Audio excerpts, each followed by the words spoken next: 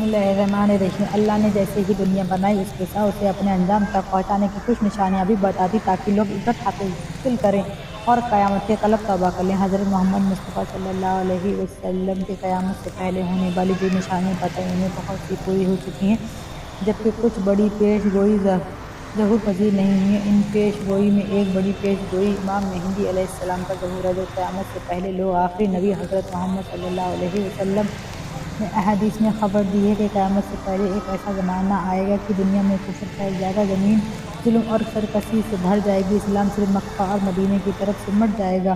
اس وقت نبی کریم صلی اللہ علیہ وسلم کی بیٹی سیدہ فاطمہ کی اولاد میں سے ایک شخص پیدا ہوگا جو زمین کے عدل و انصاف سے بھر دے گا۔ ان کی حکومت تمام روئے زمین پر ہوگی کہ لہٰذا آپ صلی اللہ علیہ وسلم نے فرمایا دنیا ختم ہوگی یہاں تک کہ عرب کا بادشاہ ایک شخص بنے گا جو مجھ سے میرے گھر والوں میں سے ان کا نام میرے نام کے متقی یعنی محمد ہوگا، اس کے باپ کا نام میرے والد کے نام کے موافق یعنی عبداللہ ہوگا۔ وہ زمین کو عدل و انصاف سے بھر دے گا جیسے ہی ظلم و زیادتی سے بھری ہوئی تھی۔ اس روایت سے پتہ چلتا ہے کہ کفر قیامت میں مسلمانوں کے ہاتھوں میں حکومت چھین چکی ہوگی، حالات بد سے بدتر ہو جائیں گے اور ہر طرف کفر شرک عام ہو جائے گا۔ اس دور میں حکومت پر بیٹھے رہنما ان کی اطاعت کرنے والے لوگ ہوں گے، ظلم زیادتی کریں گے اور عوام ان سے پیش ہونے کی، لیکن ہر تاریخ کے دور پر ایک نور چھپے گا جیسے عرب زمانہ جاہلیت میں کفر شرک کیا کرتے اور پوری دنیا میں ظلم اور سرکشی کا بول بالا۔ اس وقت اللہ نے انسانیت کی رہنمائی کے لیے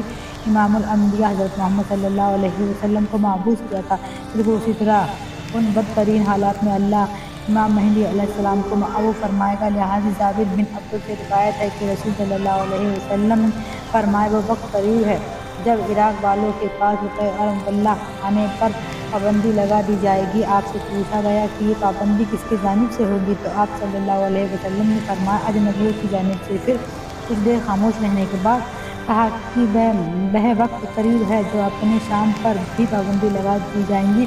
پوچھا گیا یہ رکاوٹ کس کی جانب سے؟ فرمایا اہل روم کی جانب سے ہے۔ پھر آپ نے فرمایا کہ میری امت میں ایک خلیفہ ہوگا جو لوگوں کو مال بھر بھر کے دے گا اور شمار نہیں کرے گا۔ آپ نے فرمایا اسلام اپنی پہلی حالات کی طرف لوٹ جائے گا جس طرح کے پہلے مکہ مدینہ سے ہوئی تھی، یہاں تک کہ ایمان صرف مدینے میں رہ جائے گا۔ اس روایت سے معلوم ہوتا ہے کہ امام مہدی علیہ السلام ظہور کل مسلمانوں کے مالی حالات بہت خراب ہو چکے ہوں گے اور لوگوں کی طرف سے اہل اسلام کے شدید نقصان پہنچا جا چکا ہے، حتیٰ کہ لوگ کھانا کھانے کے محتاج ہو چکے ہوں گے۔ امام مہدی علیہ السلام کا ظہور کیسے ہوگا؟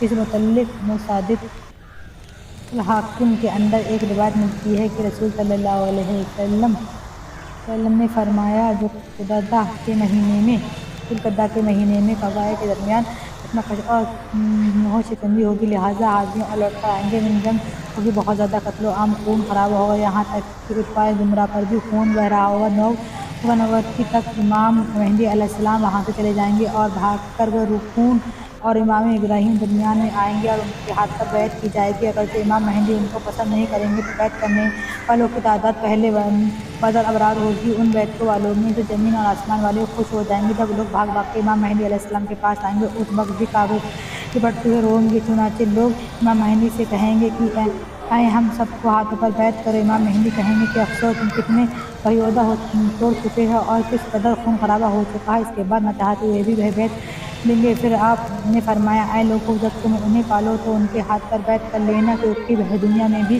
مہدی اور آسمان میں بھی مہدی، لہٰذا امام زمانہ مہدی علیہ السلام کے لوگ نشانیوں سے پہچان لیں گے اور ان کے ہاتھوں پر بیعت کریں گے۔ آپ امت کے رہنما ثابت ہوں گے۔ دراصل امام مہدی علیہ السلام کے ظہور کل ہی کچھ نشانیاں پوری ہو چکی ہیں جن میں دجال کا عروج، سورج کا مغرب سے طلوع ہونا، مشرق سے ایک عظیم آگ کا نکلنا جن کی پیش گوئی حضرت محمد صلی اللہ علیہ وسلم نے احادیث میں کی ہے۔ لہٰذا ان نشانیوں کے پوری ہو جانے کے بعد مسلمان خود اس انتظار میں ہوں گے کہ اس امت کی نجات دلانے والے وہ رہنما قریب ہی آنے والے ہیں۔ حدیث شریف میں امام علیہ السلام کا حلیہ اور شکل و حدیث تفصیل سے بیان ہوا ہے، لہٰذا حضرت ابو سعید رضی اللہ تعالیٰ عنہ سے روایت ہے کہ رسول صلی اللہ علیہ وسلم نے فرمایا مہدی میری اولاد میں سے ہوں گے، روشن کشاد پوشین اور اونچی ناک والے، روئے زمین کے عدل و انصاف سے بھر دیں گے، جس طرح ظلم و ستم سے بھری ہوئی تھی۔ وہ علیہ السلام کے اللہ کے نبی تھے جنہیں آپ کی زندگی میں بھی آسمان پر اٹھا لیا گیا تھا۔ ایک پیغمبر ہونے کے باوجود حضرت عیسیٰ علیہ السلام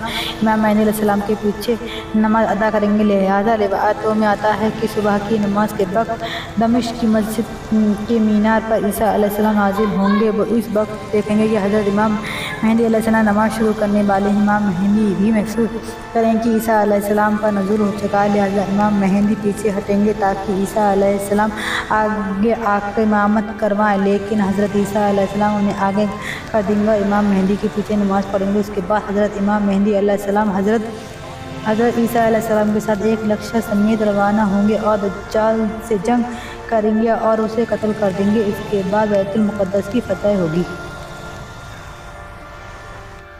اللہ حافظ۔